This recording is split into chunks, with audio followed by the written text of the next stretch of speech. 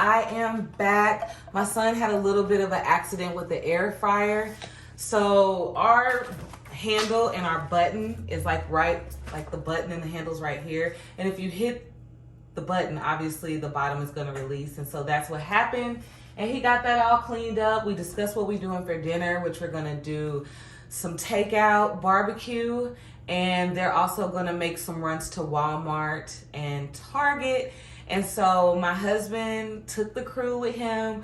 I'm here by myself, and I'm gonna try to get the rest of this video out for you. I did change the angle of the camera, the background, because I realized that my husband had changed it to NFL football. And even though my channel is small, I've already had like a copyright claim on it to where I just deleted the video. I was like, it ain't nothing but a little bitty vlog, and I didn't know it had just a little bit of music in there that I had edited in there. But you know, I was like, let me just take it down. You know, maybe this vlog was not meant to go up. So, and I know that like the NFL has this whole disclaimer before the game even starts that any reproduction of this without express whatever from the NFL. So I was like, let me just turn it around. And the sun has set. It is now 6:14. So I'm really relying on my lighting in my kitchen and my iPhone 7 that I gave to my daughter that she had on the charger. So I'm like, let me hurry up and get this done. I don't want to use up her, you know, her battery life, and she come home and like, what was on the charger?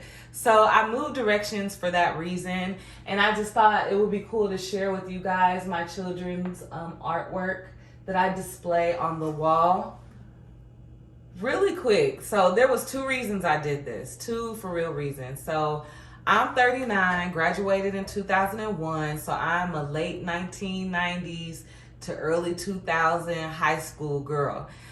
I used to watch MTV and BET and VH1, but mostly BET and MTV.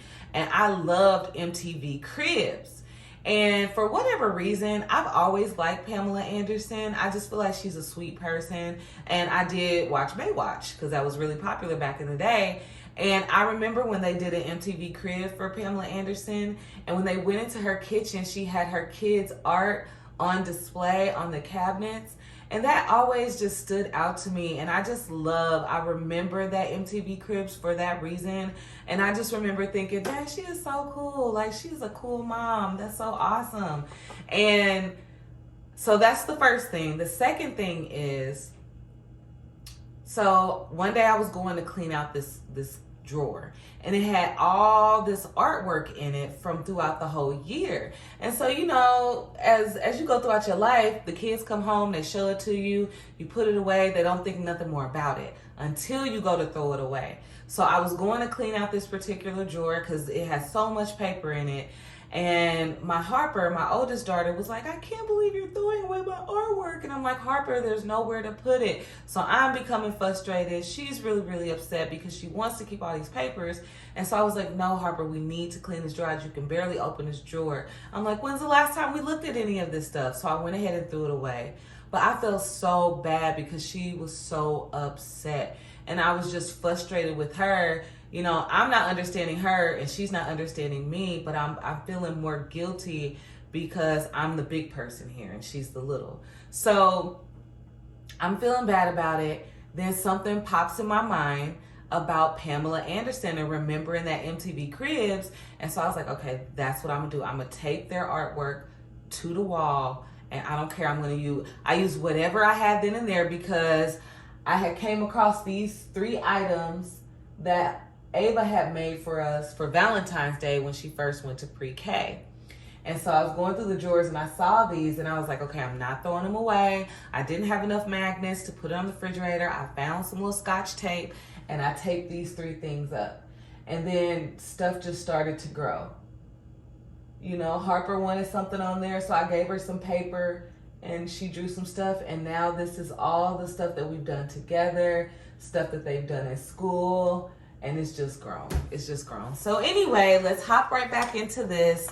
And I used to be a little bit like when we would have company over, because it is so different and it is very simple. It's minimalist to me because I'm not going to find out, I'm not about to Pinterest it and put all these frames around it. I'm just going to use what I have right now.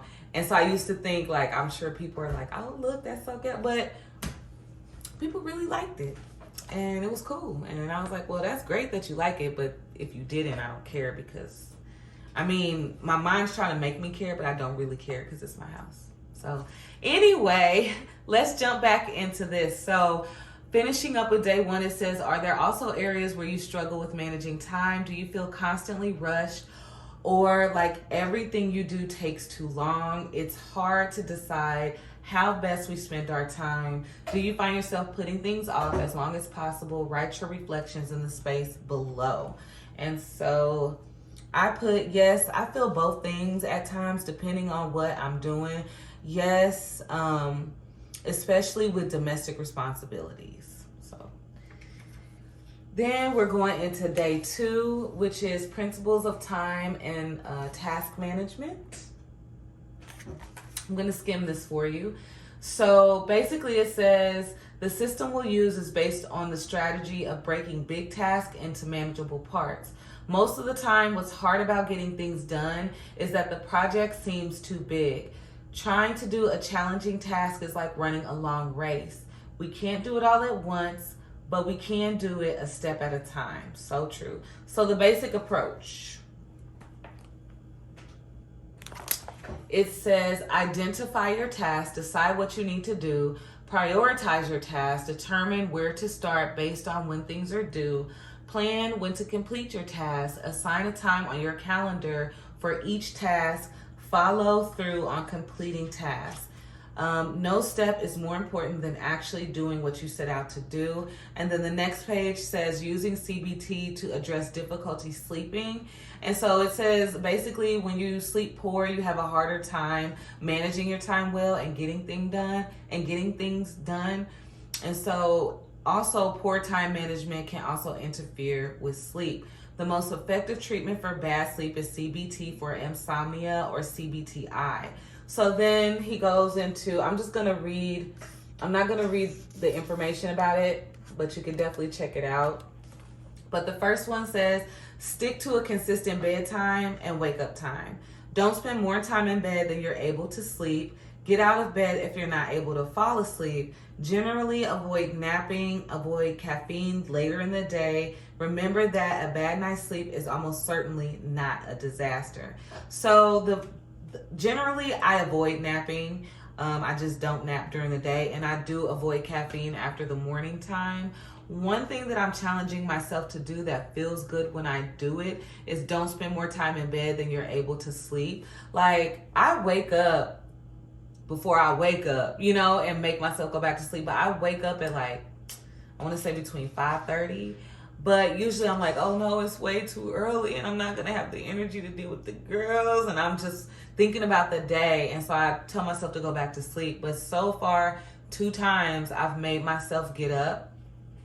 And it turned out really well. And I did some more. I was like, I'm going to get up and just do some morning yoga. And I'm going to do like a little meditation. So I went to my Nike Train Club app. I found a yoga routine that was like 10 minutes long, because I wasn't trying to be all great and do 30 and 45 minutes. And it really was great. So that is one that I really want to stick to. Really do. And I typically do have a consistent bedtime and wake up time. I usually am in the bed no later than like 9:30. So anyway, so it says, going back, it says take a moment to consider this approach. Do you notice any steps that seem to give you particular trouble? For example, do you struggle to prioritize tasks because everything seems important and you don't know where to begin? Do you make a plan for getting things done and then struggle to complete it? And so I wrote, prioritizing tasks is a struggle for me. Everything either seems important or not a big deal. If it's all important, I don't know where to begin. Versus not a big deal, I put off doing the task. And then the next question, yes, sometimes, most of the time, it is out of my control. Like, my husband may change his work schedule. A child of mine will need something, like get sick or need something. My son, again, he's very active. He has a very active lifestyle and he does not have his driver's license yet. So, you know, I have to be flexible with dropping him off at work and like picking him up from school and things like that. I said, then on days when I do have the time to complete the task, I avoid it because I'm too tired or want to spend my time doing something else. So, yeah. So, let's see. Then we're going to go into this page. It says making the most of your time. I'm not going to read all of that. But he's just basically saying how our time is very limited. We have so many years, so much time that we're going to be alive, and how we spend it is really important. How we spend that a lot of time on earth is important. And then I like what he says to close it out. He says, if you find yourself saying things like, I don't have enough time, consider whether it's possible to shift toward a focus of simply using your time as well as possible. The time we have is the time we have. If we make friends with the time we're given, we can focus our efforts on making the best use of it. So, I mean, right now, and I keep telling myself that, and I think that's just God being so gracious to me when I'm hard on myself. It's like right now, I have small children. There will come a time where they won't need me as much. I'm seeing that with my 17-year-old. Like, he used to be jumping all over the place and very energetic and needing me and needing, you know, a lot of my attention, a lot of my husband's attention. But now that he's a teenager, he's mellowed out. He spends time with us, but he spends most of his time with his friends and at school. And so now I have to go in his room and be like, so what are you doing? Trying to bring up small talk. So I'm looking at my girls like, first of all, enjoy this. Second of all, there's going to come a time when you're going to have more time on your hands to be able to get things done. So it says, for the following sections, you'll need your calendar, so make sure you have it on hand. And then it says identifying tasks, and he goes into discussing with his client, Walter, what he needed to do. And so he basically lists what he needed to do for college, which is, you know, things like finishing incomplete, getting an essay done, studying. He had 6 math problem sets. And so they looked at his list together. And so what he says here is, when we've fallen behind, the first step is simply to list what we have to do. It's generally a lot easier to manage something on paper than in our hands. Choose activities that you need to complete in the next 1 to 2 weeks. You can apply the same principle to long-term goals at a later time. And so then he gives us an example of a list that we can use when we have a lot of things that we need to do. And so if you've been struggling to get things done, make a list below of what you need to accomplish. Then it says, now take a moment to review your list. What stands out? How do you feel as you look it over? And so what did I write? This is page. So I put what I want to do or what I feel like I need to do, and it's organize shoes and clothes, which I did. Donate what I no longer need. Make a follow-up appointment with my doctor. I didn't need to do that, so I didn't do it. Wash the girl's hair. I need to do that, but haven't done it. And those were the 3 things that I put. And honestly, washing the girl's hair is such a task because they have all 3 different texture hair, and they're at all 3 different maturity levels of getting their hair done. And it's just a long, stressful, beautiful challenge. Okay, so moving right along, day 3 was prioritizing tasks. So it says, him and Walter looked at their list, and then they determined when he needed to get things done, and that helped them to decide what was the most important things for him to prioritize and get started with. And so it says, return to your list. When does each one need to be completed? Write the date next to each one. Moving right along, it says planning and completing tasks. It says, based on Walter's prioritized list, Walter knew he would first have to focus on his incompletes. So they broke everything down together. And man, Walter has a lot. Just look at that. So then it says, take a look at your list activity to complete. Would it be helpful to break it into smaller pieces, or does it seem like a realistic piece to tackle the way it is? Use the space below if you need to divide the activities into smaller subtasks. And so what I wrote to answer that is, Let's see. Honestly, how I feel when reflecting on my task list, I don't feel overwhelmed. Yes, they need to be completed, but I know they will get done. I mean, yes, all of the like the organizing and stuff. The day that I completed this day was December 4th. And I put on December 10th, it's December 21st. I got it done last week. So yeah, I organized my shoes and my clothes and donated things, but I got it done, but it wasn't like I needed to write it in pen and in stone what I needed to do. The same with making a follow-up appointment, which I ended up not needing to do, and wash each girl's hair. I mean, it's gonna get done. It gets done. It gets done. So, and then he suggests that you can use the breaking down task form at the end of this chapter. So moving along, he gets into discussing with Walter their action plan for everything that Walter has done. As you can see, that was a long portion of the session that he wrote down. So I'm not going to read all of that, but basically he's just helping Walter put dates on each thing that he needs to get done and just breaking it down on what's important right now and what can wait till a later date. And so he says sometimes this approach can feel overly structured, especially if you're used to a more flexible schedule. If you're feeling intimidated by this plan, consider trying it for a few days with a limited number of tasks. Plan to complete some tasks at specifically scheduled times and others in a more flexible time frame. So then he says, take a few moments to reflect on the process so far. How are you feeling about this approach? Write your reflections in the space below. And like I said, I also prepare before I start a task. So for example, like when I'm going to wash the girl's hair, yes, it's a lot of steps to washing each child's hair, but I always make sure that I set myself up. So I know in my mind, like, okay, I have a time for each kid. I warn them like, hey, at this time I'm gonna get started on your hair. Hey, at this time I'm gonna get started on your hair. Just dropping those seeds in there. I make sure I have the shampoo, the conditioner, the towels, the combs, you know, all the products that I'll need after I'm done. And we just get it boom, boom, boom. So reflecting on that, I do have an approach at prioritizing and doing smaller subtasks inside of, you know, bigger things that I have to do.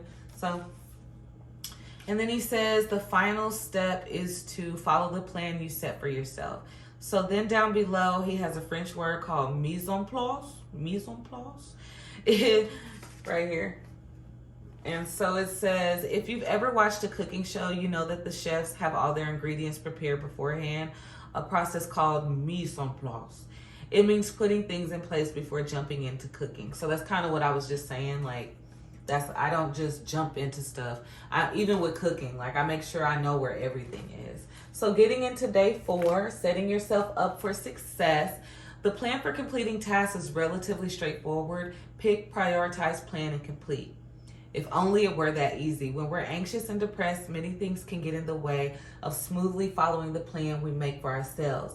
Let's build on the general approach and incorporate strategies that set you up to succeed. So create manageable pieces. So he again goes into a session with Walter where he's basically having Walter writing everything down on paper, asking him how he feels about what he's written down and the dates that he's given himself. And it just says basically when we looked at the plan for writing his paper, he said, I feel a little silly having it all spelled out for me like this. I mean, I've been writing papers for many years, but it does make it seem easier. So it's just like sitting down and going step by step on how you're going to get something done. There's nothing wrong with that. But sometimes we may put extra pressure on ourselves like, well, I shouldn't have to do that. But it's okay if you do. So when we're having trouble getting started, some tasks can feel like trying to get a frisbee off a roof without a ladder. We stand staring up at the frisbee, willing ourselves to levitate. There's nothing wrong with us for not being able to levitate. We just need a ladder. So for any task you plan for yourself, see if it feels like a step you can take relatively easy. If you're struggling to complete a big project at work, for example, have you broken down the task into small enough steps? Take a few moments now to think about a project you've been struggling to complete. Write it in the space below. So I have time to do this.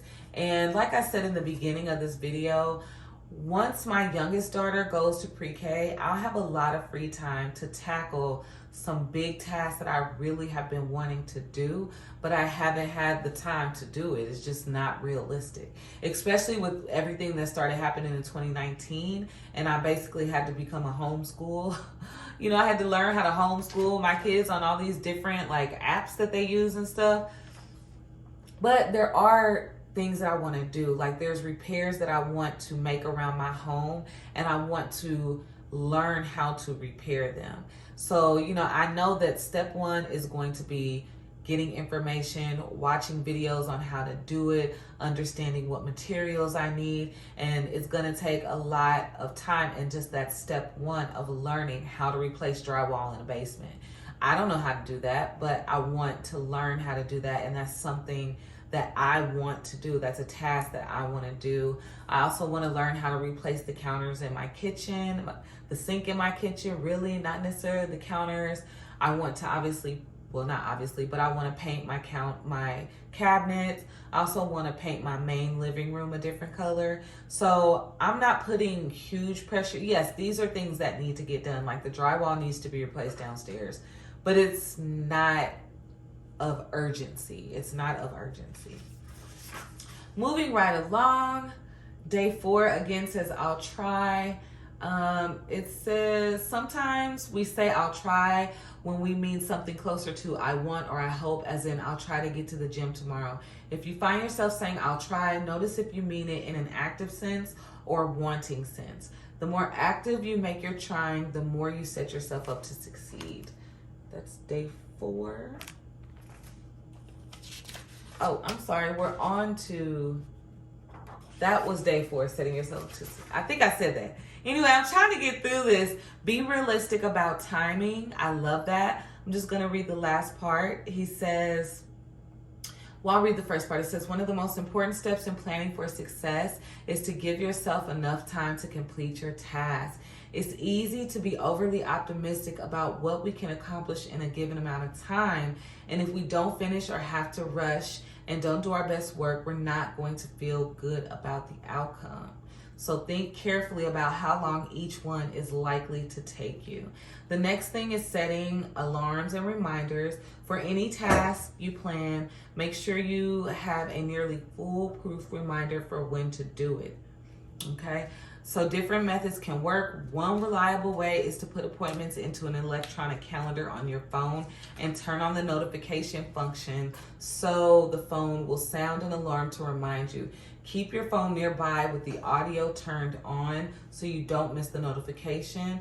Also, be sure to do the task immediately when the alarm goes off. If for some reason you can't, be sure to set another reminder. So yeah, build in accountability. So as he's talking to Walter, he's asking Walter, do you have like an accountability partner?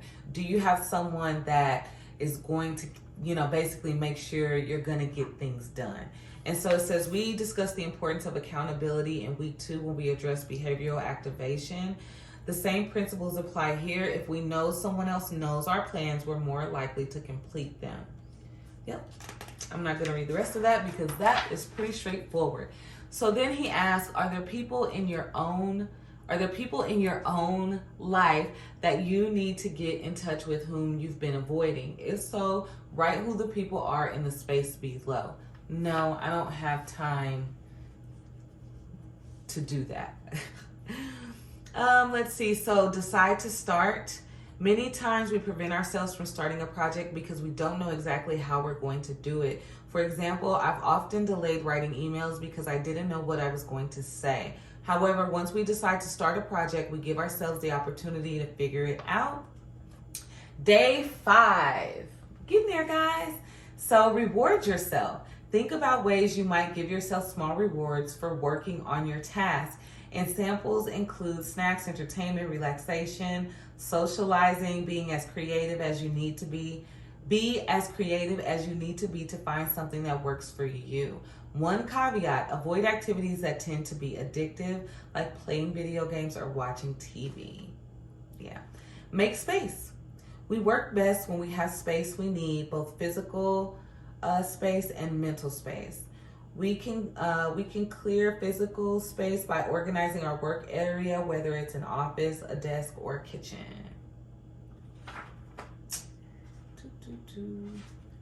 So that was day 4 into day 5. Then it says, do you need to organize your workspace to make it easier to get things done? And that was page 148. What did I say? Not at the moment. That's true. Not at the moment. I do have a space in mind in my basement that I want to make an area for being able to shoot these videos, and where I want to be able to have some privacy, where I want to try to set up some lighting situation going on, but not currently. Not currently. We also need mental space to work well, which means eliminating unnecessary distractions. What tends to distract you when you're trying to be productive? Are there ways to remove the distractions from your environment? Record your thoughts below. So I wrote, my kids, my family. Yes, I can plan to do things when the kids are at school or Gracie is napping or my husband's at work. But like I said, I have to be flexible because I never know what a day is going to bring. So then it says, practice acceptance. And I put a little bullet point by that, because this is so true. It says, perhaps more than anything else, an attitude of acceptance can make a tremendous difference in taking care of what we need to do. We need to accept, first of all, that it will be difficult to follow our plans at times. The difficulty does not mean we should abandon the plan. On the contrary, things that are worthwhile tend to be difficult. Rather than retreating from difficulty, we can embrace it. This is hard, and we can move through difficulty rather than running from it. That is so true. I don't call it difficulty, but for me, I either say, dang, this is challenging, or I'm struggling, this is a struggle. But, you know, I press on. I'm going to keep enduring. I'm going to keep going through. I know that I can meet challenges. I know that I can. And my having an active life, like being a runner, that helps me be able to apply that to my actual, my life outside of running. But knowing that stuff is going to get challenging, it's going to get hard, but just keep pressing through. And it says we can also accept that we'll be facing our fears and that it's uncomfortable to resist the urge to run away. When you meet your edge and are tempted to avoid, what can you tell yourself to encourage acceptance of the inevitable discomfort? And I put, it's challenging and you might struggle, but you are capable of conquering challenges and can press through any struggle. It always makes you stronger. And then it says, working on a limited number of strategies at a time can provide helpful focus as you practice what may be new skills. Write in the spaces below the strategies you plan to focus on. And I put 1, working in simple steps. 2, accept any difficulties. And 3, make it as fun as possible. So day 6, barriers. Barriers and how to remove them. If you're struggling to complete, it's a lot of reading in week 5, time and task management. If you're struggling to complete tasks, several barriers often get in the way. Fortunately, the factors we've covered can be very helpful in moving past them. I'm procrastinating. So most of us at times put off doing things. Sometimes we know exactly what we need to do and wait to do it. Are there certain tasks you routinely put off? If so, what leads you to delay doing them? How do you feel while you're procrastinating? Yes, I procrastinate. Being a procrastinator. I heard people who are really creative are good at being, are procrastinators. But I said folding clothes, feeling that laundry never gets done. We have so many clothes between the 6 of us, and it feels like there's always clothes to be folded. I feel bad every time I walk by a full basket of clean clothes.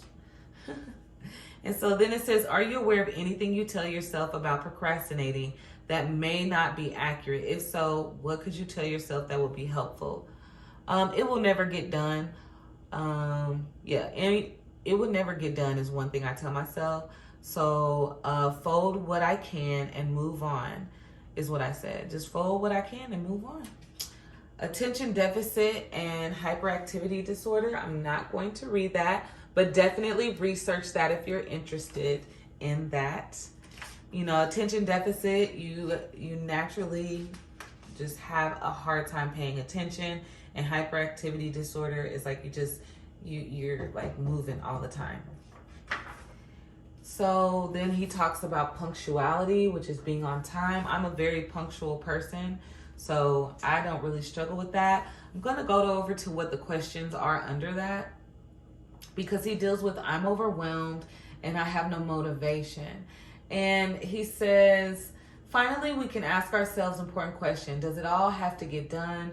When you find yourself saying or feeling I have to do this, you can ask yourself, do I really? I have no motivation. Motivation tends to be low, either because the task is unappealing or we lack the drive to complete it. And then it says, what have you found increases your motivation to complete tasks? Hold on just one moment.